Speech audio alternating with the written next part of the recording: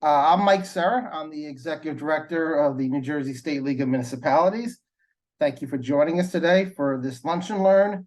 US EPA and NJDEP discuss the Bipartisan Infrastructure Law and the Inflation Reduction Act.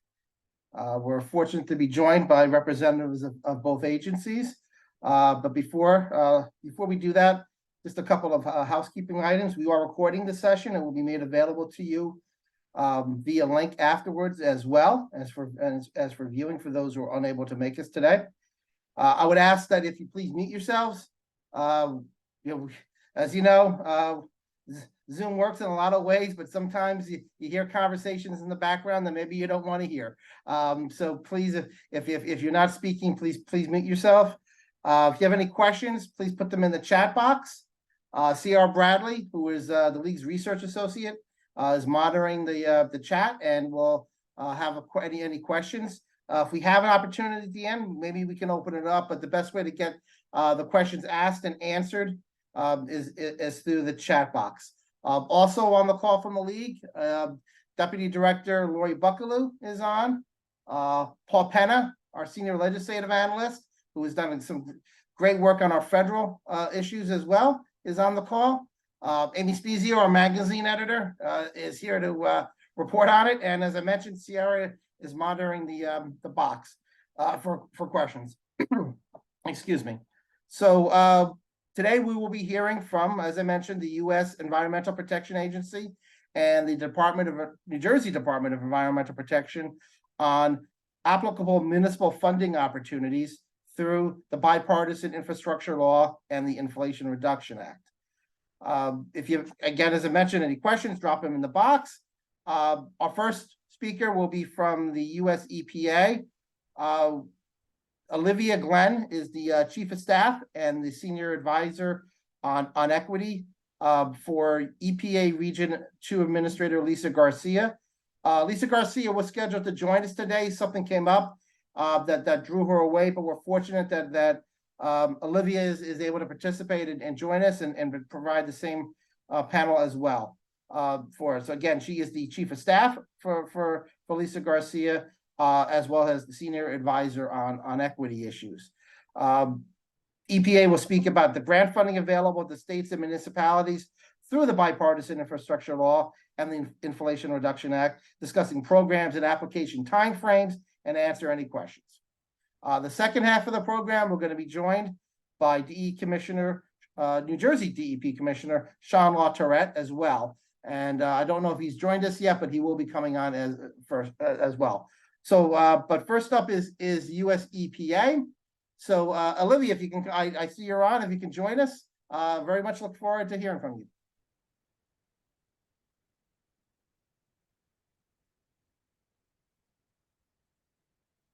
And I see she just chatted us.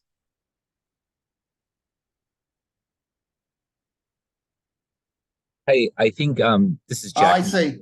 Okay. She's having some difficulties. I'm happy to start my presentation now, and then we could go to her after, if that works. Or yes, that works. Jack, if you could introduce yourself, please. Sure. I'm Jack Rourke, Senior Advisor for Implementation at EPA, and working on BIL and IRA implementation, and happy to have the opportunity to be here with you. Is it possible for me to share my screen, Michael? I don't know if I can. It's not letting me right now. You can. Bear with me one moment. Sure. Okay, try now. Perfect.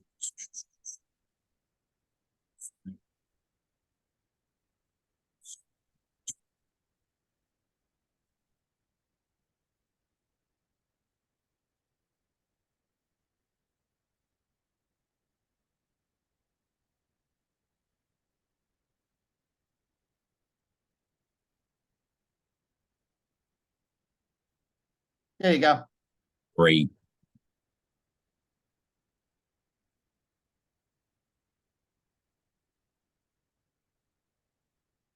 All right. Thanks everybody for being here today. Appreciate this opportunity to talk to you all about our programs and BIL and the IRA.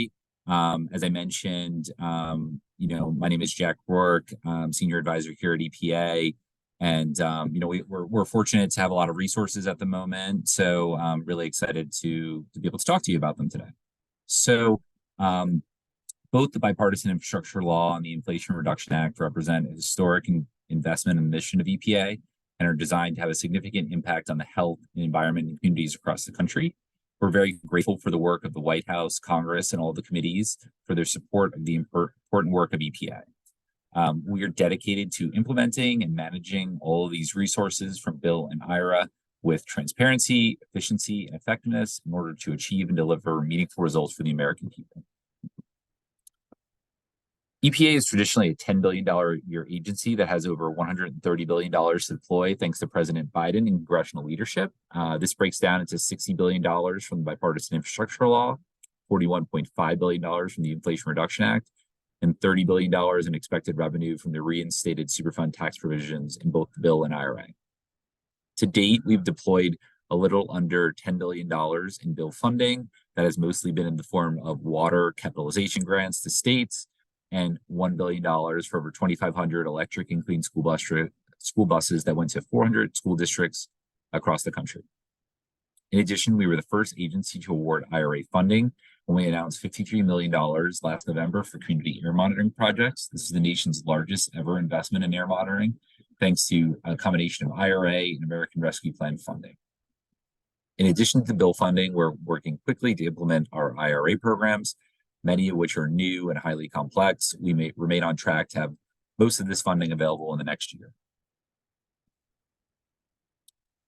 Just want to do a deeper dive into BIL. So for our BIL funding, as I mentioned, a large portion of this is water funding. This breaks down into $23.4 billion for traditional clean and drinking water revolving loan funds, $15 billion dedicated to lead pipe replacement, and $10 billion to addressing emerging contaminants like PFAS.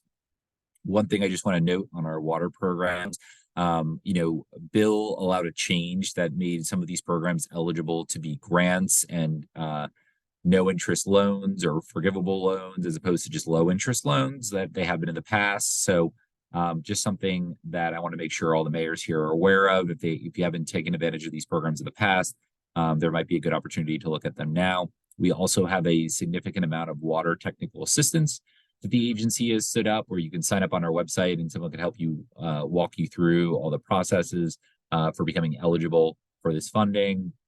As I mentioned, most of this funding flows through the states, and then the states make these awards available to eligible applicants.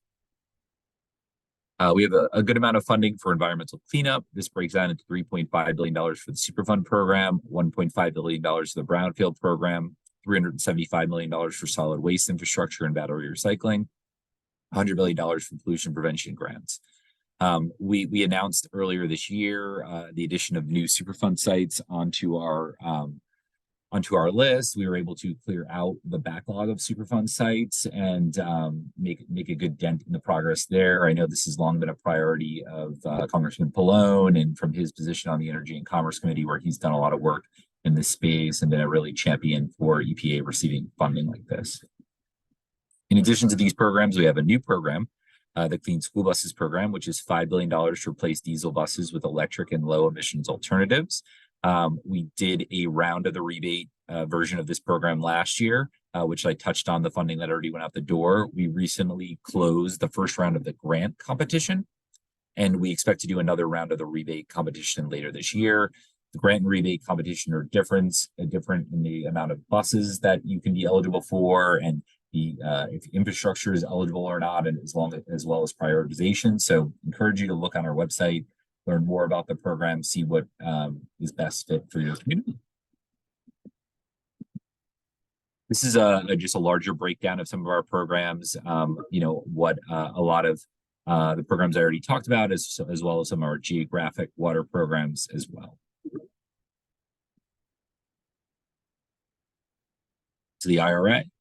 So the IRA makes historic investments in climate action that are expected to reduce the U.S. emissions by 40% by 2030, while supporting disadvantaged communities and the clean energy industrial base. These investments are designed to drive significant emissions reductions over the next decade while laying the groundwork for long-term decarbonization in hard-to-abate sectors. We're playing a key role in delivering these programs with the $41.5 billion that we've been appropriated. So I just want to spend a bit of time on these 6 new EPA programs. They make up 98% of our total Inflation Reduction Act funding. The first and the largest is the Greenhouse Gas Reduction Fund. This program is currently open. It's subdivided into 3 competitions: a $7 billion Solar for All competition, a $6 million Clean Communities Investment Accelerator competition, and a National Clean Investment Fund competition for $14 billion. The Solar for All is grants that are open to states, tribes, municipalities, and eligible nonprofits to do community and residential solar in disadvantaged communities. The other 2 programs are separate but similar, where they are designed to set up a clean energy financing network across the United States. So these awards will go to larger entities that are able to lend this funding out and establish new funding streams for clean energy investments. They will have to get a certain amount of this funding into disadvantaged communities. So we're really excited about this.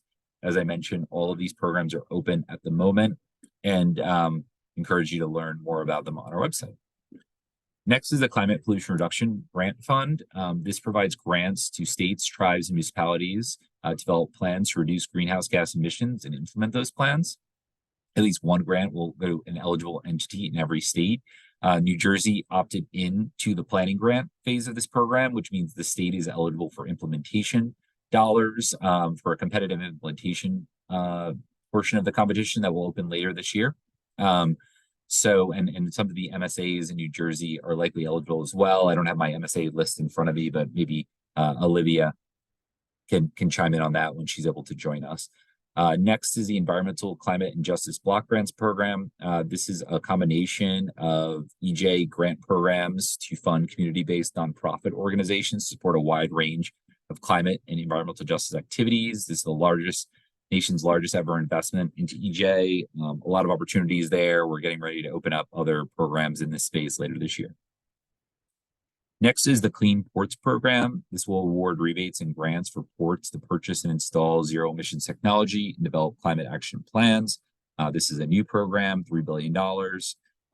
The Methane Emissions Reduction Program, we opened the first phase of this program, which is allocations for states to plug wells that are causing methane emissions. And then there'll later be a second phase of this program, likely competitive, to fund grants and technical assistance to reduce emissions reductions. Last is the Clean Heavy Duty Vehicles Program. This is a $1 billion program to provide grants, rebates, contract support to replace heavy duty vehicles with zero emissions alternatives. And there's a set aside for areas that are in attainment with EPA Clean Air Act standards. That is also the same for the Clean Ports Program. This is just sort of a more in-depth breakdown of some of our resources divided into tackling climate pollution, advancing environmental justice, and delivering clean air. Encourage you to look on our website and learn more about all of these programs. So some resources for you. We have an infrastructure law website, which you can visit, an Inflation Reduction Act site, which you can also visit. And lastly, a funding opportunities page. I think this is really helpful for folks to see all of the funding opportunities that are out there.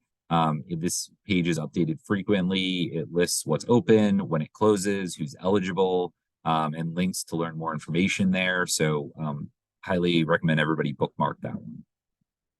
Some of the resources I touched on too, you could learn more about on these links right here. And then questions. New Jersey falls into EPA Region 2, as some of you might know. We're divided around a regional system here at EPA. There might be region-specific grant information as well. Here are some resources for grants webinars, listservs, grants management for folks who haven't worked with us on grants in the past, as well as sam.gov, where you need to sign up to be eligible for grant opportunities, as well as my information here at the bottom. Lastly, I wanted to just also mention that in connection with all of these historic investments that we have here at the agency, EPA has invested in creating technical assistance centers that are going to be set up around the country to help communities access this funding.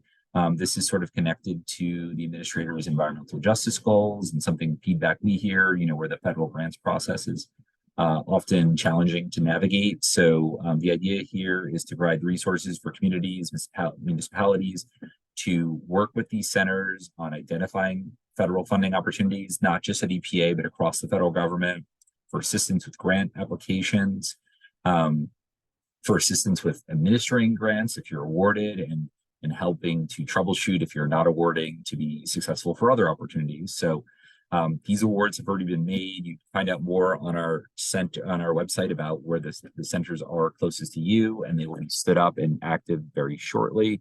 So I think that's a really good resource for everybody here on the call. And lastly, just want to make sure people are aware of this resource. That is something the White House put out, Building a Clean Energy Economy. It's a guidebook to all of the Inflation Reduction Act's investment in clean energy and climate action.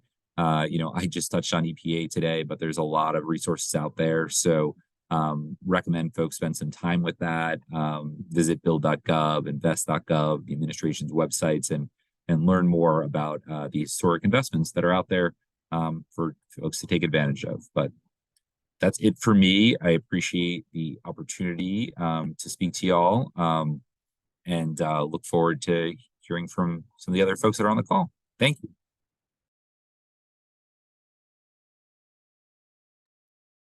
Okay, thank you, Jack. From the EPA side, Olivia, have you been able to resolve the audio issue?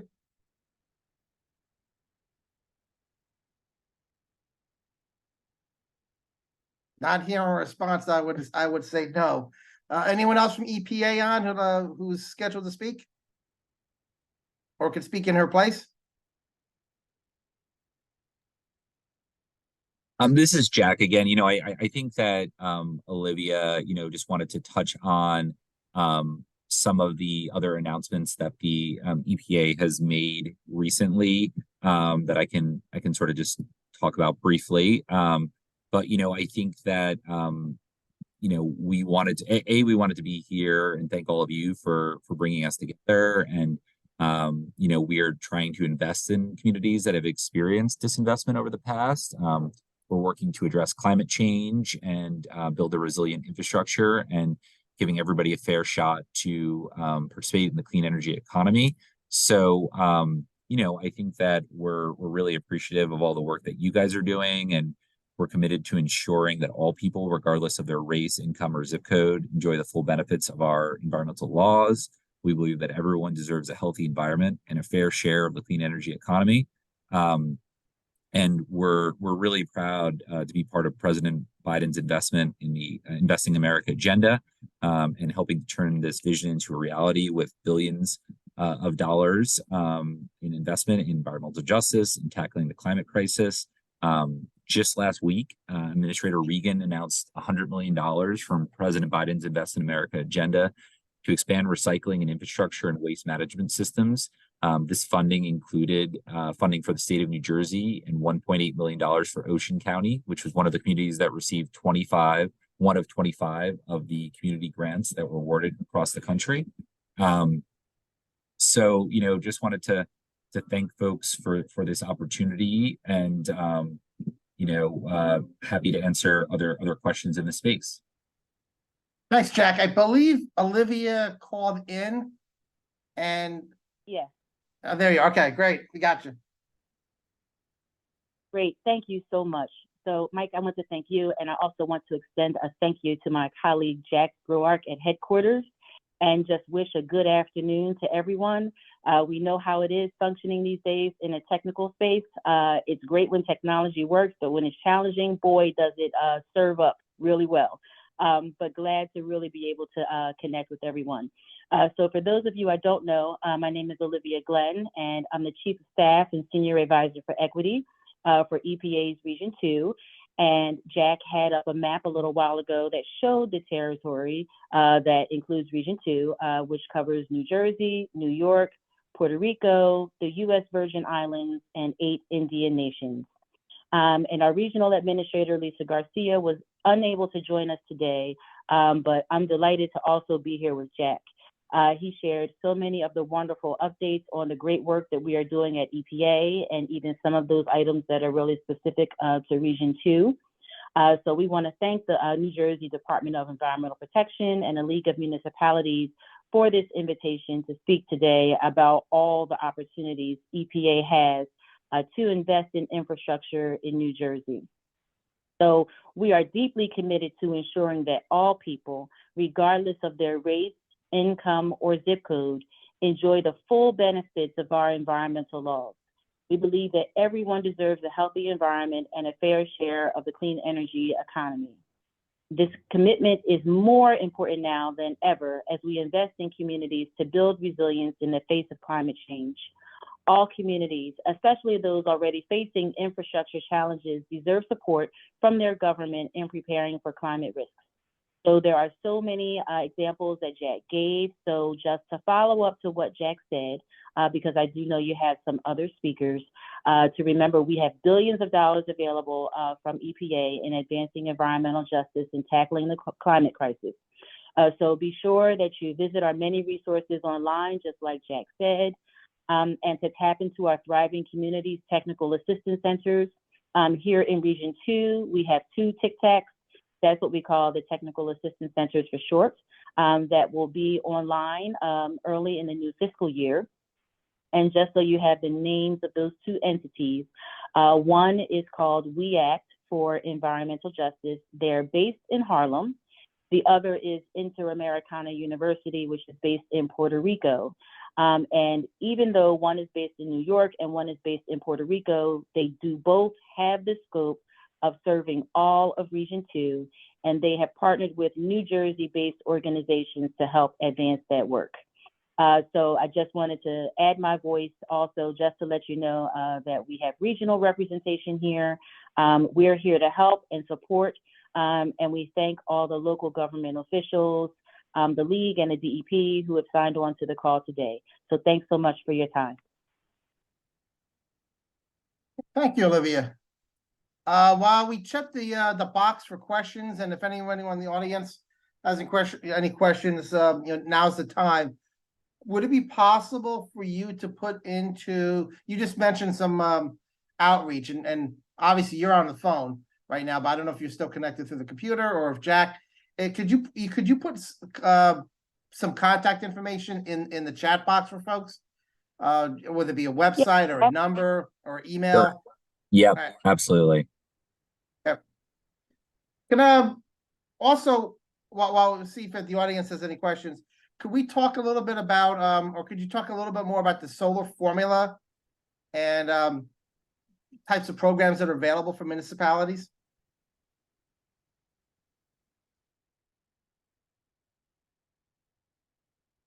Sure. Yeah, happy to. Of the programs that I touched on, I think the most relevant ones for municipalities are our water infrastructure programs, our brownfields programs. One other thing I wanted to add on our brownfields programs is, we are prioritizing. We were fortunate to have a very successful brownfields program. We are working to get more communities that haven't benefited from this program in the pipeline with this new funding. So if your community is unsure, thinks you might have a brownfield, we have a lot of technical assistance. We can pair you with our program folks that can talk through brownfields and how you can utilize the program. It has helped convert a lot of former sites into economic development projects or making the site suitable for economic development. So we're happy to work with you there. Clean school buses is another program that's probably relevant for municipalities as well, more likely to school districts, but something that would benefit communities, a lot of money in that space. For IRA, climate pollution reduction grant funds, as I mentioned, the state is an eligible applicant there. The state has received planning dollars. The state has to do, I would encourage you to work with the state on collaborative planning there, see what they're thinking about projects wise, and certain MSAs are eligible. I don't have that, as I mentioned, I apologize, I don't have that list in front of me, but I believe, Camden would fall into the Philadelphia MSA. I'm sure Newark is part of the, MSA as well. So there could be opportunities there for those communities. The Solar for All competition is eligible for, there has to be a notice of intent, but the state is opting in there. I'm not sure what municipalities opted in there, but there could be partnership potential there. And for the clean and heavy duty vehicle program, which I haven't gone too in the weeds on, but that's a new program that we're standing up that is to help municipalities, local governments convert their fleets to zero emission vehicles. So sort of paired with the clean school bus program can sort of help municipalities get cleaner vehicles into their communities as well. So I think that's probably not everything, but and then we're going to have these new environmental justice community change grants. That is, municipalities would not be an eligible entity, but these grants will be able to help with a lot of challenges you see in your communities. These are open to nonprofits, so there could be an opportunity for municipalities to partner with a nonprofit, to work with a nonprofit to address challenges, environmental justice challenges in their communities. So a lot of resources out there, a lot of exciting opportunities.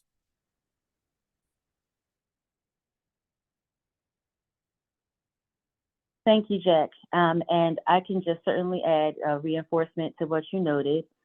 So both New York and New Jersey signed up for the climate pollution reduction planning grants. They're $3 million each. So they signed on. And also in terms of the metropolitan statistical areas, you were correct, Jack, that Camden falls under the Philadelphia, Camden, Wilmington. It's a 4-state metro area that covers portions of Pennsylvania, New Jersey, Delaware, and Maryland.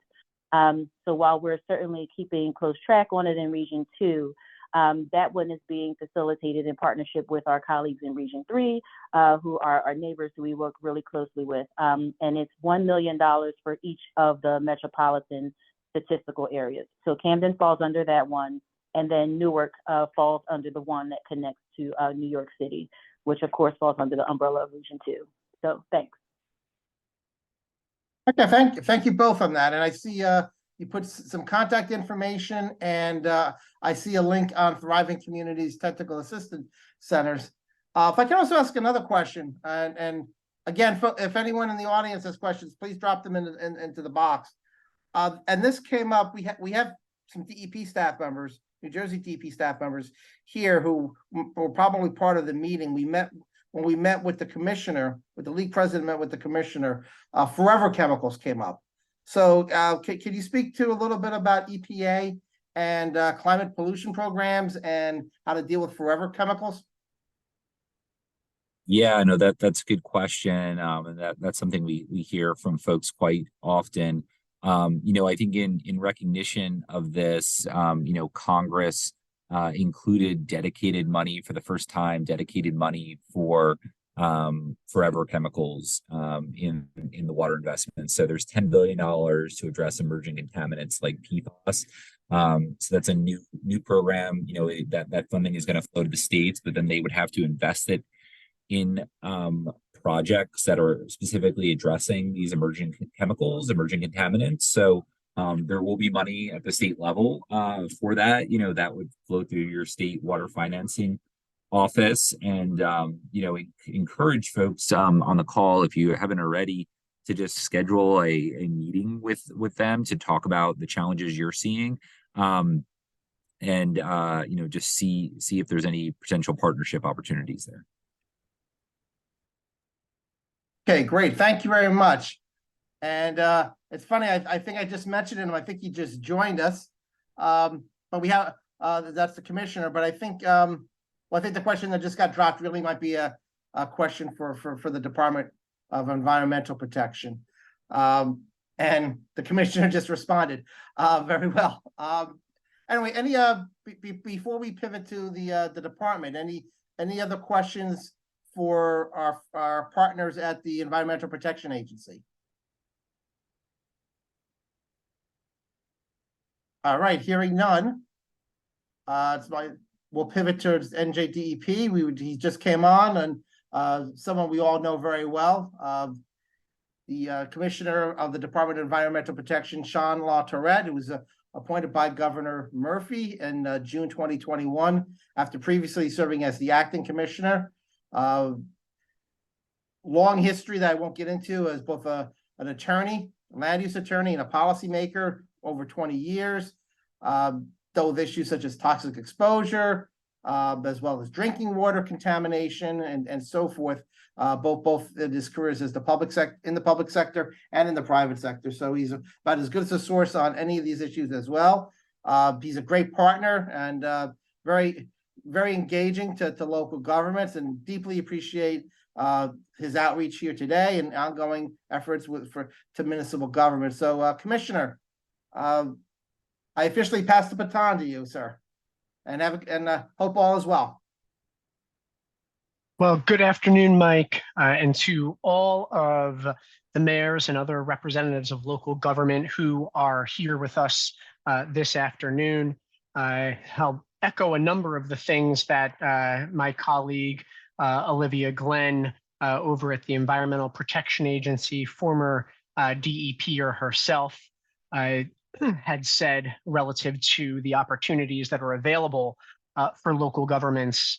We do have a significant amount of federal investment in the state of New Jersey and around the country, as Olivia had mentioned, with respect to the investments in water infrastructure, right? How we get the lead and synthetic forever chemicals out of our water and away from our kids. We're fortunate that that money gets funneled through our state water bank, which is a partnership between the Department of Environmental Protection and the Infrastructure Bank. And if you'd like to learn more about how that funding is distributed and to engage with the team at the DEP that can help you access those funds, I dropped a link in the chat for our water infrastructure investment plan. It is the collection source for all the different streams of funding, whether through our allocations under the bipartisan infrastructure law that Olivia had mentioned, or if it is through our state appropriations for water infrastructure. We collect the various sources and put together packages that benefit local government.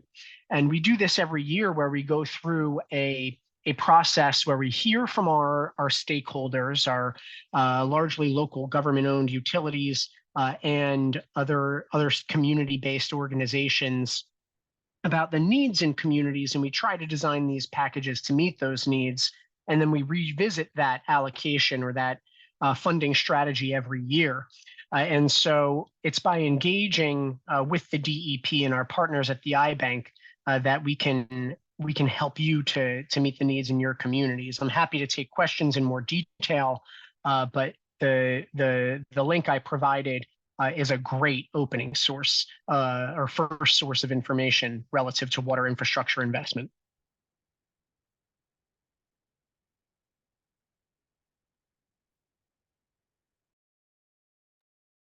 Thank you, Commissioner. Sorry about that. I was muted. So, folks, again, any questions on to either the DEP, or if you want to go back to EPA? I don't know if they're still on. They'd like to drop in as well.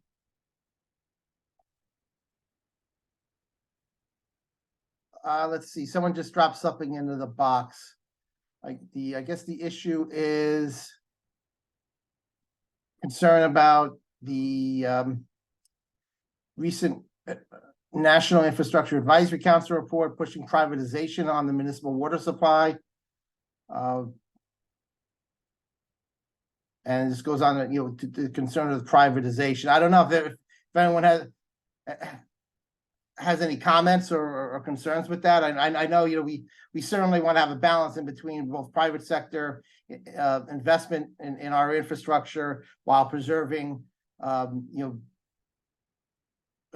affordability through the public systems. I don't know if anyone has any comment on that. This is the Commissioner, Mike. I can offer a few thoughts. First and foremost, I think it's important for everyone to understand that there is nothing that the state government, which largely implements the federal policy with respect to the Safe Drinking Water Act, there's nothing that the state government can or would do to force the privatization of any water system. Quite frankly, whether or not how to manage a water system, how any one community approaches that very complicated, very important endeavor is that community's decision. And I think we often may get a bit confused, in the dialogue on topics relative to the water system maintenance and operation, as though there are these two choices and only two choices, publicly owned and privately run. But of course, there are a litany of different operations and management styles that a local government may choose. And again, I emphasize choose to pursue. There are systems that hire professional operators versus systems that hire directly. There are systems that may have that operational force mixed with a private supplement. So I think it's a little bit misleading to think that there are only two options, and certainly the state government has no role in determining whether a system is private or not. That is the decision to be made by the owner of the water system, which is, in the case of a publicly owned treatment works, the residents of that particular locality. There's a lot to be said, of course, for sharing services and especially among small neighboring communities, sharing expertise, helping one another to meet the really difficult challenges that we face with issues like forever chemicals. But certainly, no one is, at least as far as I understand it, on a privatization mission of any kind. All right, thank you, Commissioner. I appreciate that. Sierra Bradley, our League Research Associate. I have multiple things on my screen here. So do you have any questions in the box for either the EPA or for the Commissioner or DEP? It's like somebody just came in. Yes, good afternoon, everybody. I did step away for a short while to the bathroom, but I have arrived back to the meeting. But if we did not go over this question yet, I do see a question from S. Smith. For New Jersey, is the funding being distributed through the New Jersey iBank? So I'd like to make sure everyone here that's gathered understands the way that water infrastructure financing works in the state of New Jersey. So two things happen and there are two different entities that come together to distribute funding for water systems that need and apply for it. So the DEP, the New Jersey Department of Environmental Protection, and the Infrastructure Bank, the New Jersey Infrastructure Bank, partner together and create what is called the Water Bank. And every year, the DEP receives capitalization grants from the federal government. And now we also receive bipartisan infrastructure laws from the bipartisan infrastructure law dollars from the federal government. And we leverage those funds through the iBank, which has access, given its terrific bond rating, to the private market. And so the goal being to finance what are really large, oftentimes capital projects, using in part low interest or no interest loan dollars that are available from DEP, or even principally forgiven loan dollars, which are effectively a grant, and then partner that with private funding available through the iBank to put together a capital stack, if you will, that can reach a large project value, but when arranged in the right way, would have incredibly low debt service for a local government. So by utilizing those federal and state funds that have super low interest or no interest, and then private market funds at the iBank's exceptional interest rates, then we're able to put together a package that is really beneficial for communities. And I'd suggest that the first stop you want to go to is nj.gov/DEP/WIP, WIIP, for the Water Infrastructure Investment Plan. Thank you, Commissioner, for that answer. I don't know if we have any other questions in the box. I don't see anything. No, we did not have any other questions. So we can begin to wrap up if anyone has anything late. I like to, Commissioner, first, I'd like to thank you. This Lunch and Learn stemmed from a meeting that we had with the league president about a month or two ago, I guess it was.